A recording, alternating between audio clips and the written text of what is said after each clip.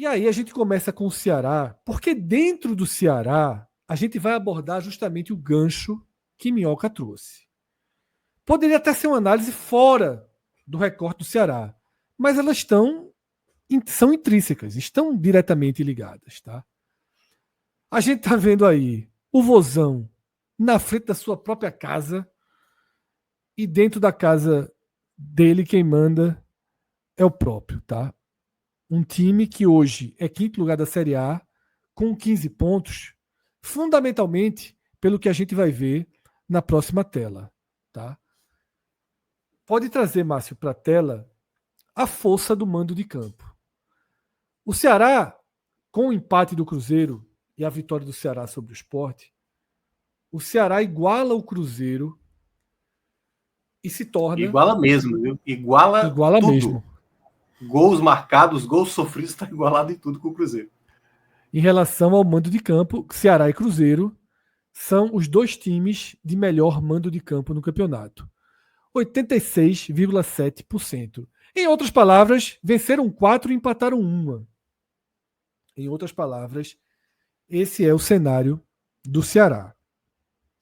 E quando o Minhoca falou assim, ainda mais esse campo, eu peço que vocês observem o gráfico ao lado. E a última coluna do gráfico ao lado, vejam que as colunas das vitórias dos visitantes começam em vermelho.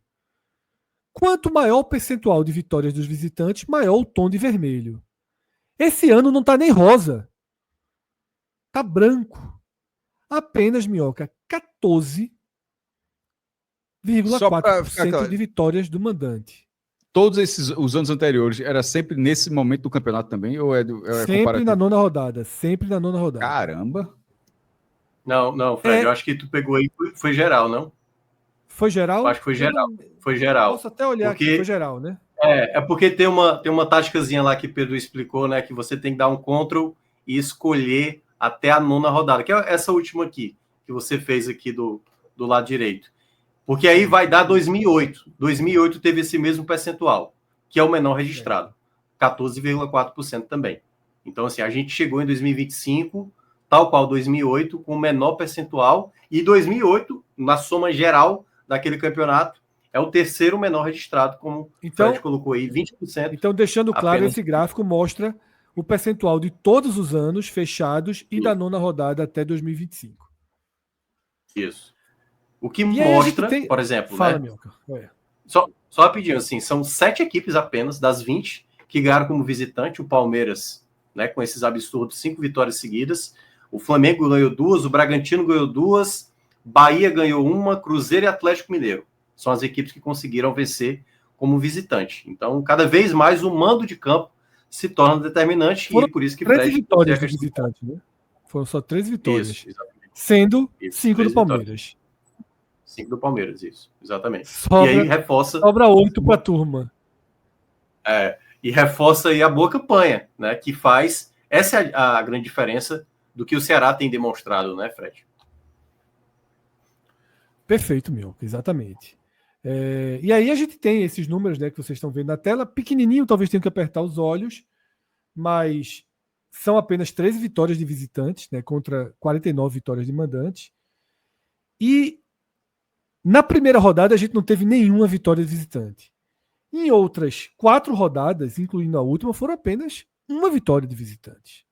Tá? Então, isso é um ponto fundamental. E é esse o ponto principal de sustentação da campanha do Ceará. Esse é o ponto fundamental da campanha do Ceará. E aí, inclusive, Minhoca, a gente adianta a próxima tela, que é uma tela que a gente costuma trazer quando a gente está fechando as análises de cada clube. O Ceará, a gente tem esse mapa de distribuição de pontos. A gente só fez para Ceará, Vitória e Sport, que são os clubes que a gente originalmente apontou como clubes com maior chance de rebaixamento, dos 5 do Nordeste. E aí a gente fez uma matemática, uma planilha, um plano de pontuação para chegar em 46 pontos e não correr risco. E aí eu jogo uma luz, Minhoca, para essa última linha. E aí são 2 focos. Mas o que eu quero destacar aqui é, nós debatemos o quanto era improvável, impossível, quase irreal pedir 18 pontos em casa contra os adversários diretos. O Ceará já arrumou 9. Já fez metade da missão, né, Minhoca? É isso, Fred. Só para passar para a turma, né? Esses são blocos que a gente definiu antes de começar o campeonato, do que a gente imaginava para cada clube. Por exemplo, o Bragantino está nessa última parte, mas a gente sabe que o Bragantino hoje está vivendo um momento diferente na competição. O próprio Inter, que a gente considerava como um clube mais difícil, estava ali na parte de cima, mas naquela ideia inicial, o Ceará já conseguiu metade desse bloco que era considerado a gente, não, beleza, talvez você não vá conseguir, e você vai ter que compensar em algum momento. E o Ceará conseguiu fazer isso, até mesmo quando a gente elencou essas 20 equipes, a gente até considerava que Mirassol e Juventude seriam as equipes mais propícias para você fazer os 3 pontos dentro de casa, que o Ceará ainda sequer enfrentou. Então, esse fator mando de campo tem sido bem importante para a equipe alvinegra, porque você pode até falar, a gente até trouxe também, né, Fred, isso no último raio-x, que o Ceará, em termos de confrontos, com a classificação atual, é como se ele pegasse os adversários mais fáceis até então. Mas, assim, são os adversários que estão tendo mais nos dois problemas. critérios, Minhoca. Tanto no nosso critério, que é o critério estático, tá? O Ceará já fez 5 jogos dos 9 contra os 6 clubes que a gente considera o mais fácil. Não há nada parecido em distribuição com os outros clubes. Ele só não enfrentou o Mirassol. E ele só fez 2 jogos contra as equipes do segundo nível. Sequer enfrentou um time do que a gente colocou inicialmente no primeiro nível. Repito, a nossa avaliação é estática. Isso. Mas existe a avaliação que não é estática, que é de acordo com esse campeonato. Márcio, pode passar a página que a gente vai ver essa avaliação. Aquela é boa. E aí mostra que o Ceará é o time que teve a tabela mais fácil até aqui do campeonato. De acordo nas duas avaliações, na estática nossa ou na flutuante, que conta a tabela, o Ceará nas 9 primeiras rodadas é o time com a tabela mais fácil do campeonato. O quanto isso pesa? Porque é a tabela mais fácil, ok, mas ele cumpriu suas obrigações na tabela mais fácil, e não é fácil fazer isso, né? Por exemplo, esse não é um número que é um problema para o Ceará. Esse é um número, por exemplo, para a galera entender bem, que se o Sport tivesse esse número que o Ceará tem, e mesmo assim tivesse 2 pontos, aí era para você dizer, ó, teve a tabela acessível e não conseguiu render absolutamente nada. No caso do Ceará, a tabela foi, em tese, mais fácil, mas quantos conseguiriam ter o resultado que o Ceará teve? Então, assim, não tem... O Fortaleza, Cássio, tem uma tabela... O Fortaleza é o terceiro time com tabela mais fácil. O Fortaleza é um exemplo, talvez, um exemplo muito bom. O Fortaleza tinha uma obrigação de ter uma pontuação melhor. Isso. É o terceiro nesse índice, tá? Só para dar uma noção, né? O Ceará pegou do G10 2 equipes, Bragantino e Bahia. Empatou com o Bragantino, os 2 fora de casa, e perdeu para o Bahia naquele jogo, né? Que gerou muito debate. E os outros jogos, os outros 7 jogos, todos contra equipes da parte de baixo. E o destaque exatamente para os jogos dentro de casa. O Ceará bateu o Vasco, que é o 13º, bateu o Vitória, que é o 16º, Grêmio, 17º, e o Sport, na última rodada, o lanterna do campeonato. Então, e enfrentou fora de casa o 18º, Juventude, foi a derrota, foi da segunda rodada, e o empate contra o Santos. Ou seja, é de fato aproveitar essa tabela, que você pode falar, pô, uma tabela propícia, um bom recorte. Mas foi lá e fez. Tem gente que não está conseguindo fazer isso. Antes do campeonato começar, sempre... Antes do campeonato começar, Minhoca, teve um torcedor do Ceará. A gente falou sobre a tabela mais fácil do Ceará antes do campeonato começar. Antes. Acho que a gente falou. Teve um torcedor do Ceará que comentou aqui no chat. Eu não me lembro se foi aqui no chat ou foi no Clube 45. Que ele falou assim: eu achei excepcional essa tabela do Ceará em contrapartida. Era uma comparação com o do Sport. A do Sport era um início muito difícil. E eu acho que isso vai ser determinante para o Ceará fazer uma boa campanha. E eu argumentei o seguinte: eu disse, veja, naquele momento o Sport não tinha jogado nenhuma partida ainda da Série A. A gente já tinha muita interrogação depois da derrota ali pro Altos, naquela situação que o Sport estava. Já de muita dúvida, a gente tratava o Sport como uma interrogação, uma escuridão. E eu falei, veja, na situação do Sport, talvez seja até melhor pegar logo os mais fortes no começo, porque perde, se arruma durante ali o campeonato e depois faz os pontos. Hoje, eu discordo daquela minha própria visão. E eu até já dei o exemplo aqui, né? Depois que o Sport empata com o São Paulo fora, se tivesse um Juventude na ilha, a chance do Sport ter uns 9, 10 pontos agora e estar na mesma toada de um Mirassol, de um Vitória, era muito grande. Mas não veio o Juventude, pelo contrário, colapsou. Não teve muitas brechas. Não teve muitas brechas, porque o Vasco em São Januário é diferente do Vasco em outras situações. O Vasco tem 3 jogos em São Januário e 3 vitórias. Vendeu 2 mandos de campo, não, né? Levou um clássico para o Maracanã e vendeu o mando de campo, somou 1 ponto. É diferente a relação do Vasco. Mas, como o João Pedro diz aqui, né? Chibata chama chibata. Perder é muito ruim porque você esquece de como ganha. E ganhar é muito bom porque você ganha confiança para trabalhar jogos, para trabalhar resultados. A gente fala que vitória chama vitória, é uma coisa que a gente diz há tanto tempo aqui. E derrota chama derrota. Isso não tem nada científico, não, mas simplesmente é o que acontece no futebol. E aí, alguém mais quer falar sobre essa questão de influência de tabela? Porque a gente vai avançar para uma outra parte aqui da ótica do Ceará. Podemos seguir então, né? Márcio, traz aí as largadas do Ceará, né? Já eu vou parar de chamar de largada, né? Porque 9 jogos já está deixando de ser largada. Mas as campanhas do Ceará com 9 rodadas. A de 2025 já é a segunda melhor do Ceará na história e já até se aproxima daquela campanha de 2010. Tá? Ou seja, o Ceará de 2025 já vai se tornando uma das melhores versões da história do Ceará nas 9 primeiras rodadas. E eu vou pedir para Márcio trazer para a tela a campanha do Ceará de 2010 para a gente entender o que aconteceu, porque não é uma campanha que termina numa posição que parecia que iria, né, Minhoca? A gente vê ali que no meio ali do campeonato, na verdade, sim, nesse momento já começava o que seria uma sequência negativa, né? Era violentíssima até então, o Ceará estava invicto até a 8ª rodada. A nona rodada de 2010 foi a volta após a Copa do Mundo, né, da África do Sul. O Ceará terminou na 2ª colocação. Teve o jogo exatamente contra o Corinthians na 8ª rodada, brigando pela liderança, e o empate acabou deixando o Corinthians na frente. E aí, depois da pausa, por isso que acontecia isso em alguns anos assim, de pausa, se eu não me engano, 2014 também teve um pouco isso. Quando acontecia a pausa, caiu o rendimento, muito embora em 2018 foi o contrário, né? O Ceará muito mal no campeonato, teve a pausa da Copa do Mundo e quando retorna, consegue ali a permanência. Então, teve esse contexto de 2010, era um 2010 também que o Ceará vinha da Série B, é bom lembrar, e acho que, pelo menos em termos de coletivo, aquele Ceará de 2010, ele tinha uma característica um pouco parecida com esse de 2025, muito embora eu acho que tenha mais qualidade nesse 2025.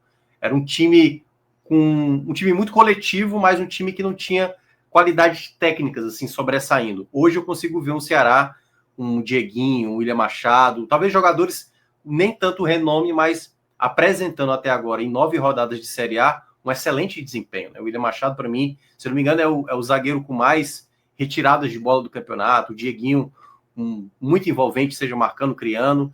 Né? Pedro Raul começou bem, mas agora caiu de rendimento. Então, são muitas peças que o Ceará, até a pausa do Mundial, ele vai, na minha avaliação, conseguir essa gordura e já tem, né?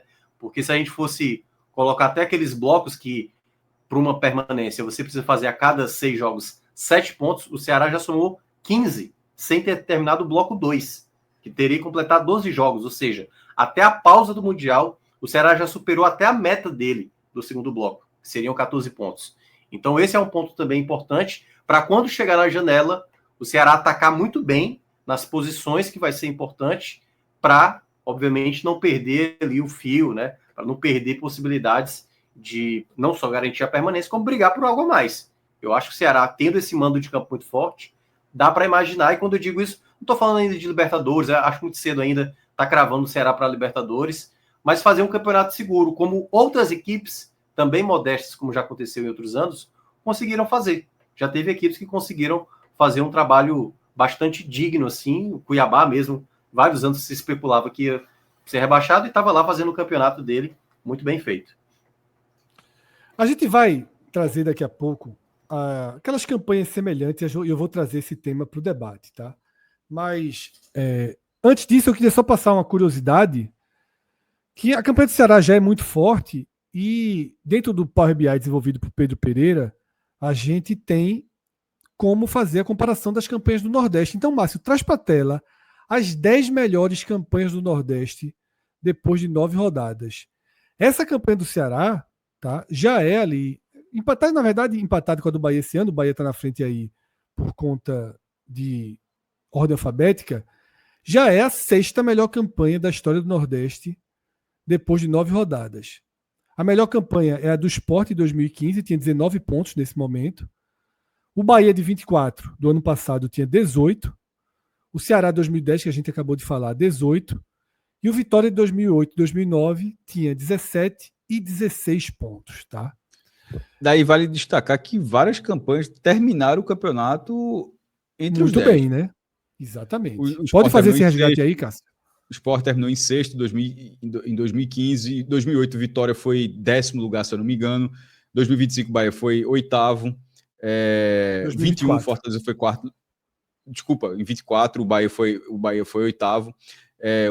O Fortaleza foi 4º lugar em 2021. Então, assim, essas campanhas próximas ali, o 2010 do Ceará, acho que será 11º lugar, tá? Quase pegou G10, essa que o Ceará aparece. Então, assim, o normal, talvez, assim, 2009 Vitória, confesso falando de cabeça aqui, eu não me recordo. Mas todas as outras são boas, terminam com boas campanhas. Todo mundo oscila, passa um jejum durante o campeonato, mas essa gordura, de certa forma, o único que destoa que eu tô vendo é 2018. O Sport foi rebaixado, né? Esse 2018 aí, que a gente tá de 15, talvez seja a melhor campanha que caiu. E 13 do Vitória, foi 5º lugar, para dar outro exemplo aqui, 2013 do Vitória ali, que terminou em 5º lugar, quase foi para a Libertadores. Libertadores era G4 ainda na ocasião. Perfeito, tá? Então a gente tem aí essas 10 melhores largadas, né, com 9 rodadas do Nordeste. Ao fim da 10ª rodada, vai ser bem interessante, porque 10 rodadas é mais simbólico, né? A gente vai ter aí um quadro legal, as melhores campanhas da história do Nordeste, depois de 10 rodadas. Só lembrando que o Ceará não vai ter, né? O Ceará vai ficar com o joguinho, mas como o Ioca falou, logo depois ele faz esse jogo. Tá? Márcio, pode seguir para a próxima tela, e aí a gente entra nos 15 pontos que o Ceará tem em 9 jogos. E aí a gente tem focado na chance de rebaixamento. Até hoje, 29 clubes largaram com 15 pontos. Só 4 caíram, 14%. Os artistas: Corinthians de 2007, Curitiba de 2017, Vasco de 2020 e o Sport do ano passado. Aí Cássio sempre pede para a gente fazer um alerta. Não vamos trazer só 15 pontos, vamos trazer de 15 pontos para cima. Né? Porque é bem importante. E aí a gente vai para a próxima tela, Márcio, porque a gente tem 15 pontos ou mais em 9 jogos. O número aumenta para 117, o percentual de rebaixamento despenca para 6%, tá? Mas nesse caso não é uma distorção, é uma lógica, já que quem tem mais cai menos. E a gente tem 7 exemplos de equipes que foram rebaixadas. Eu destacaria muito o Atlético Paranaense do ano passado, que é um exemplo recente que nos chama a atenção e fica como um espelho aí de cuidado para o Ceará no restante da campanha. Tá? Eu acho que é um espelho de cuidado aí com o Ceará, porque nesse momento o Atlético Paranaense voava. Né? Só que eu acho que tem uma diferença, Fred, aí. O Ceará, ele já entra nessa Série A de 2025, tipo focado assim, meu velho, em permanência. 45, né? 45, vamos lá, entendeu? O Atlético Paranaense é tipo assim, velho, a última vez foi 2011, né? Foi 2011, né, Cássio? A última queda do Atlético Paranaense, né? Sabe assim? E aí, tipo, tava tranquilo nesse momento, Já, não tava nem ele preocupado. já começou muitas vezes mal e bateu Libertadores, pô. Isso, exato. E aí eu acho que não houve uma preocupação. Quando foi ver, tava lá, metendo o pés pelas mãos, contratando Lúcio para ser treinador, e as coisas não resolviam e tudo mais. O mando mesmo do Atlético Paranaense já não tá fazendo efeito. Eu acho que de fato o Ceará ele tá muito na base dessas outras campanhas do Nordeste que começaram muito bem, sabe? O próprio time de 2010 do Ceará, que era aquele foco mesmo para fazer algo a mais. Não à toa, e aí trazendo, né, já que a gente falou no sábado, você e Cássio, né, da maneira como foi diferente, né? Como a gente aqui na segunda-feira passada, a gente falava uma perspectiva até, que eu acho que o Fred vai trazer aí, sobre, será que dá para imaginar algo a mais para o Ceará? Porque naquele dia o torcedor estava meio irritado porque a gente estava falando de uma maneira de jogar em certa parte do jogo, que isso poderia, né, o Ceará ter tido um cuidado a mais, ou pelo menos ter resolvido logo mais cedo o jogo. Porque o contexto hoje do Ceará me parece ser um clube entendendo muito bem a situação. E eu não acho que o Ceará, nesse momento, é um time que vai se perder. Eu mesmo tinha comentado lá no começo do campeonato que tem que ter cuidado, porque se por acaso perder Pedro Raul, vai ter que buscar uma peça de reposição à altura. Só que hoje eu já vejo de maneira mais coletiva a equipe. Quando eu começo a ver várias peças funcionando, um time mais coletivo, eu vejo que o Ceará talvez não vai ter muitos danos. Pode acontecer? Claro que pode, até porque é difícil imaginar uma equipe conseguir manter o atual aproveitamento que o Ceará está tendo com mérito. E até porque a gente já citou aqui, em slides anteriores, alguns adversários que ele ainda vai enfrentar de mais qualidade. Mas, até aqui, o Ceará, para mim, está muito consciente, muito pé no chão do que ele precisa ao longo do campeonato. Para mim, é a parte fundamental que eu tenho observado esse Ceará durante a Série A até aqui, nessas 9 primeiras partidas. Ô, Fred. Gostei, Minhoca. Rapidinho, gostei, Minhoca, da análise, tá? Achei muito, muito pertinente essa diferenciação do que é um Corinthians que nesse momento nem sonhava em cair, do que é um Atlético Paranaense que nesse momento nem sonhava em cair, tá? Para um Vasco. Desculpa, para um Ceará. Eu vi Vasco porque era o outro time que estava na lista ali. Para um Ceará que esse ano foca nos 45. Fala, Atos. A importância dessa pontuação nessa altura do campeonato, o quão é difícil ser batido, né? Chama a atenção ali dos... Acho que tu mudasse o quadro, mas tinha 5 times que ficaram em 17º, né? Olha lá, ó, 5 times em 17º, 1 em 18º, 1 em 19º e nenhum em 20º, o que mostra o quão forte é a pontuação, né? Que até a maioria dos times que caiu foi ali... Nesse caso é 15 a 27, tá? Tem até gente com mais pontos aí. Eu separei de 15 a 27 pontos. Tem time que tinha 17 pontos como o Atlético, tem o Internacional com 19. Aí nem é só 15, é de 15 para cima. É até mais... Se quiser voltar só para de 15 exato, volta mais uma tela, por favor, Márcio, que a Atos vê. Porque só são 4 exemplos de times com 15 pontos que caíram, mas só são 29 equipes no universo, né? Aí são 3 17º e o Sport como 18º. Ali vai disputar até as últimas rodadas. Na pior das hipóteses, daqueles casos que caiu, mesmo assim, é ali nas últimas rodadas. Exatamente. A força da pontuação. Agora, Márcio, volta Back to the Future, volta para o futuro, para a gente trazer para a tela o Ceará olhando para cima. Tá? A gente tem a tela aí, que é olhando para G8. Nessa hora, na semana passada, os torcedores do Ceará se revoltaram aqui com a gente. Não tem ninguém falando em G8. E ainda vai ter.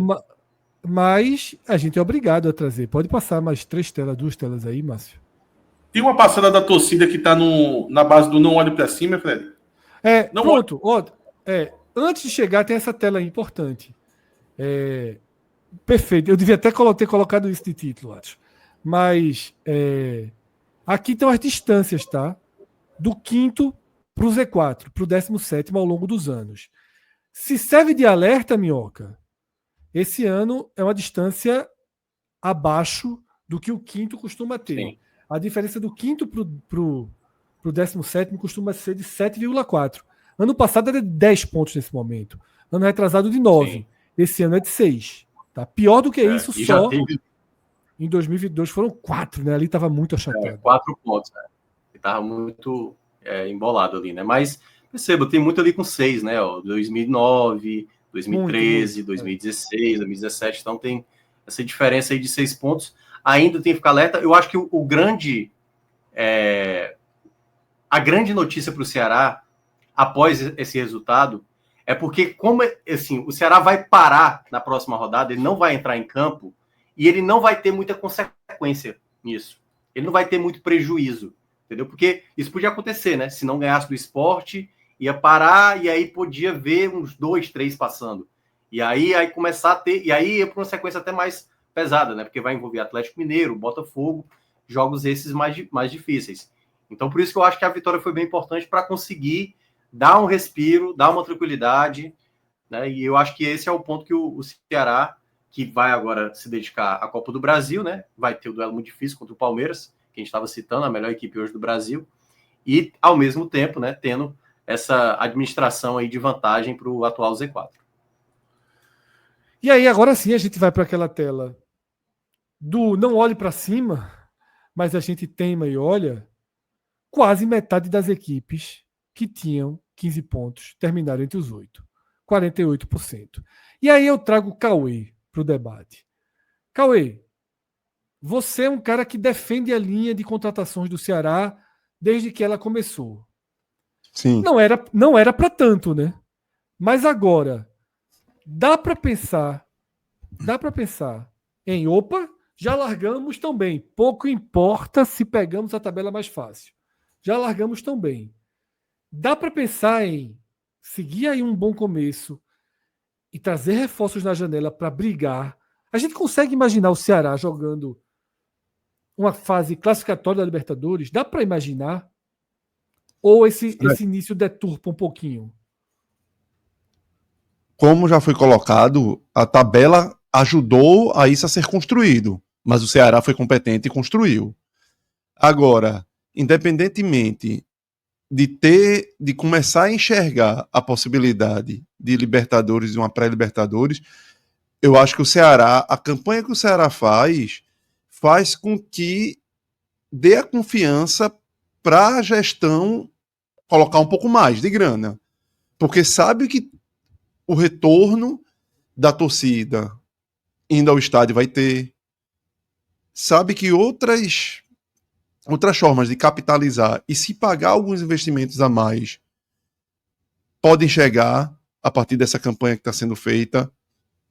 É como se fosse uma validação que o campo está te dando e que a diretoria pode olhar e dizer, opa, dá para eu ser um pouco mais ambicioso financeiramente e esperar que essa ambição financeira traga uma tranquilidade maior, que é essa que está dando hoje, mas para lá no final não ter qualquer sofrimento e surpresas, como a gente viu há pouco, de times que estavam numa condição próxima, semelhante, mas por terem degringolado, foram lá para trás e terminaram tendo que brigar por outra condição, que era a condição inicial do Ceará.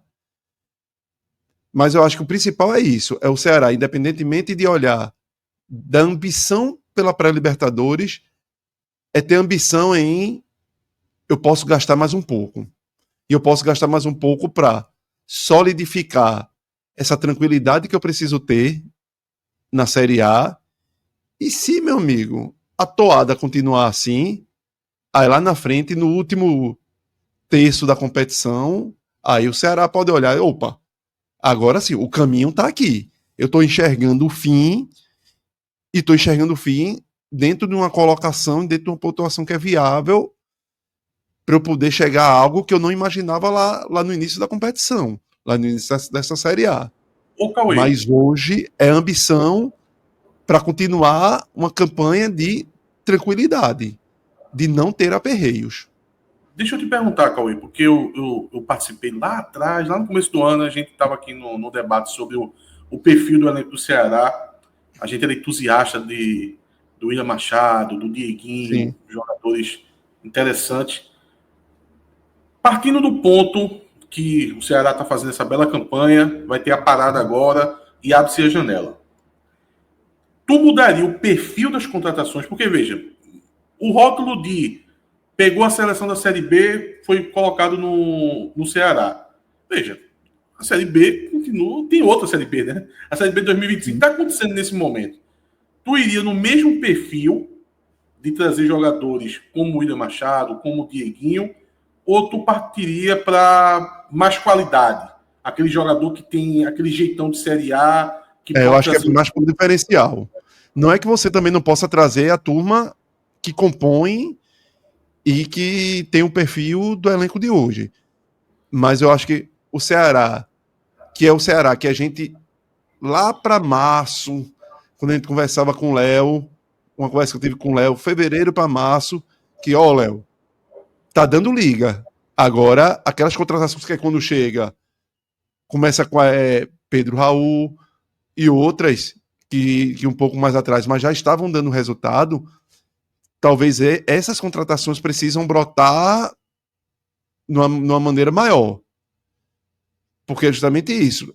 É ter guardado algo, as balas na agulha, para dar um salto a mais de qualidade.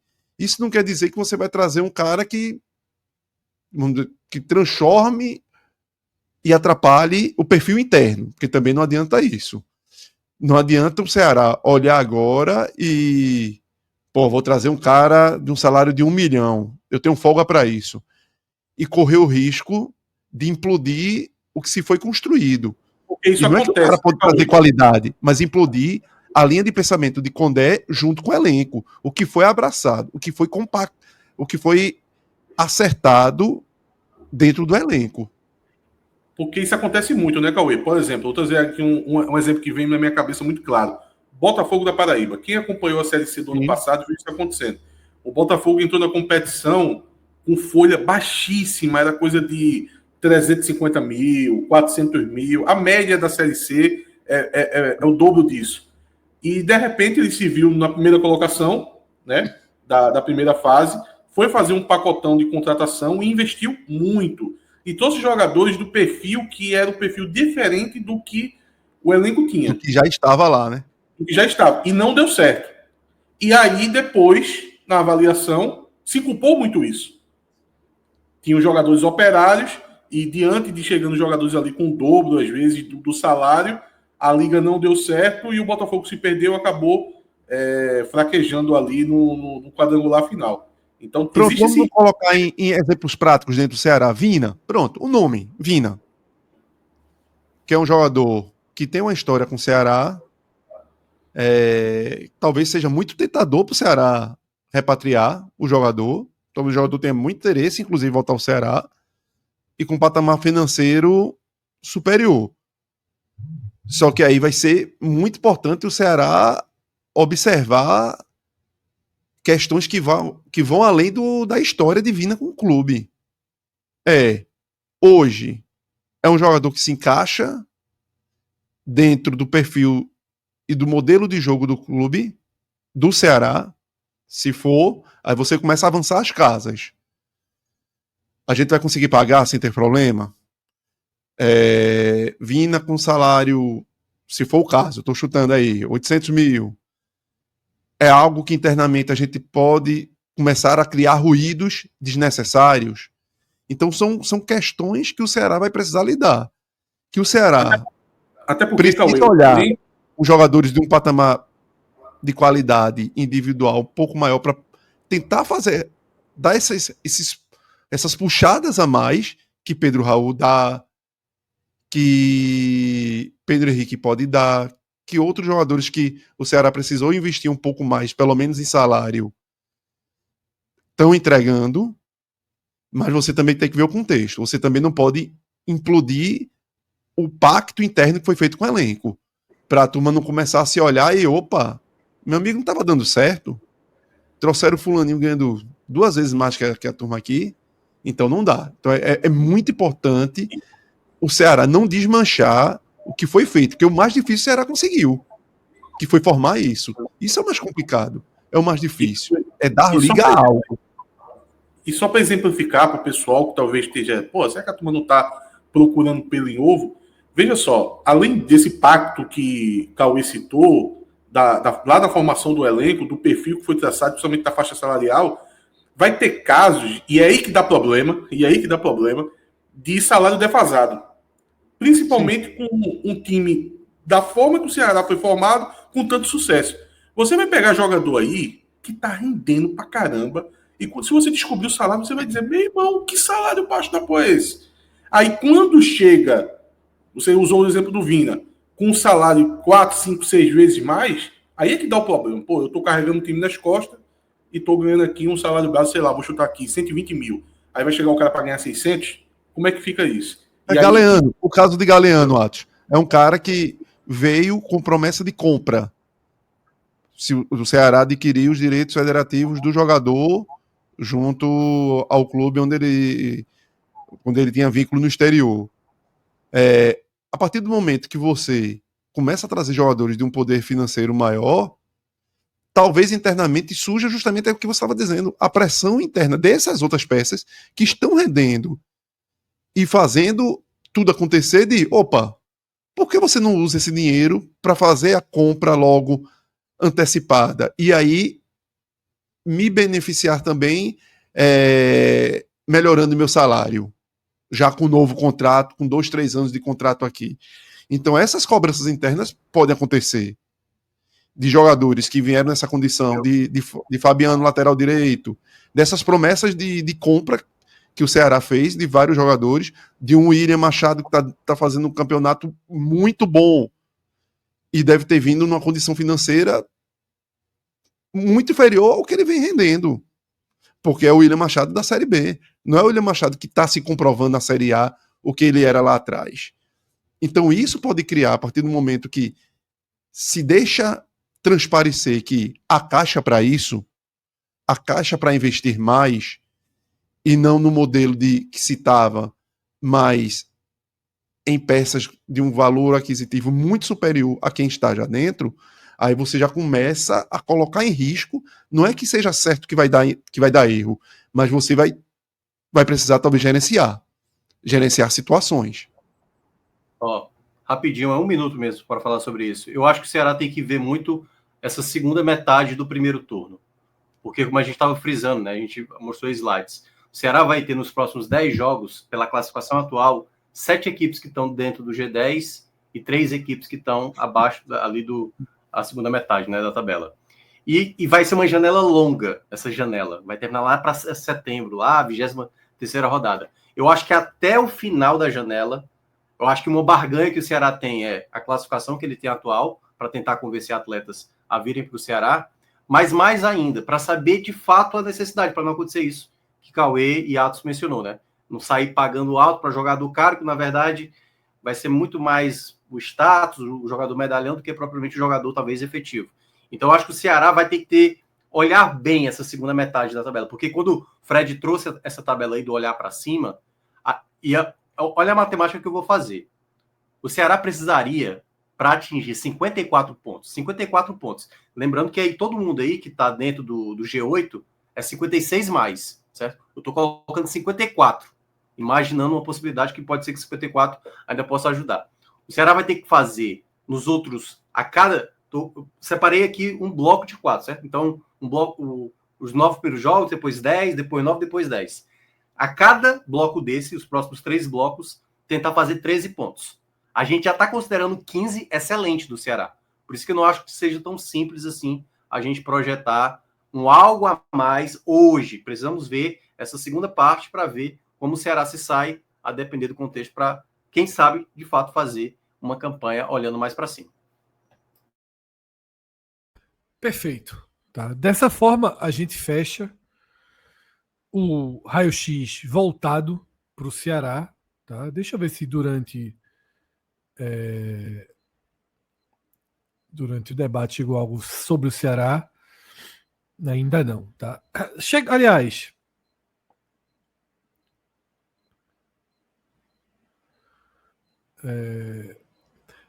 Johansson Cassiano falou o seguinte, tá? Fez uma alusão aqui ao Santa Cruz. No dia que o Santa Cruz, SAF, tiver exatamente esse Power BI do Ceará com 9 rodadas, vai estar todo mundo com o pé atrás dizendo algo do tipo, calma, é o Santa Cruz. Mas eu acho que a gente está meio com o pé atrás hoje ainda também, né? mas o exemplo é bem ruim. Eu achei também. O Santa Cruz, sem saber como será esse Santa Cruz numa Série A, numa boa campanha, assim, não deu para entender nada. Eu também achei meio. Se for o primeiro ano da volta do Santa, mesmo na SAF, vai ter uma desconfiança natural. É o primeiro ano.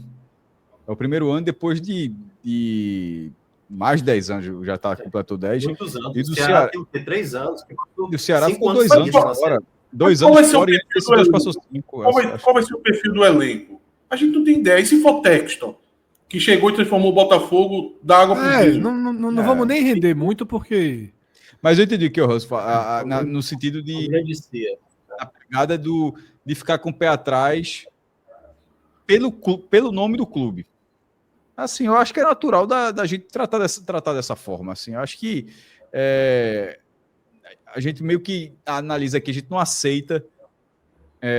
O Fortaleza passou 4 anos para aceitar que com 9 rodadas você está brigando por aquilo mesmo, sabe? Eu acho que foi por esse caminho, mas se tivesse sido por outro, ele comenta aí. Então, dessa forma, a gente fecha o Ceará